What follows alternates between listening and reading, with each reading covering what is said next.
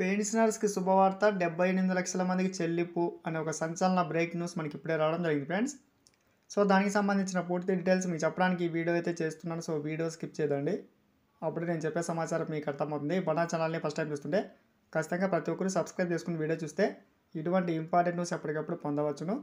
అలాగే మీకు వీడియో నచ్చితే తప్పకుండా లైక్ చేయండి. లైక్ చేస్తే ఇటువంటి ఇంపార్టెంట్ న్యూస్ మన పెన్షనర్స్ అందరికీ చేరుకుంటుంది. ఈ వీడియోకి 1000 లైక్స్ ఎక్స్పెక్ట్ చేసినా మనం చూద్దాం ఎంతమంది లైక్ చేస్తారు. సో, లేట్ చేయకుండా టాపిక్లోకి అయితే వెళ్దాం. పెన్షనర్స్‌కు అని చెప్పి మెయిన్ టైటిల్ చూస్తున్నాం.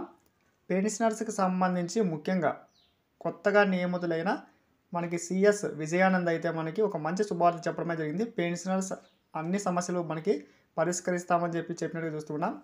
ముఖ్యంగా మనకి జనవరి 1 అంటే ఈ సంవత్సరం 2025 నుంచి కొత్త పద్ధతి మనకి అమల్లోకి అయితే వచ్చింది.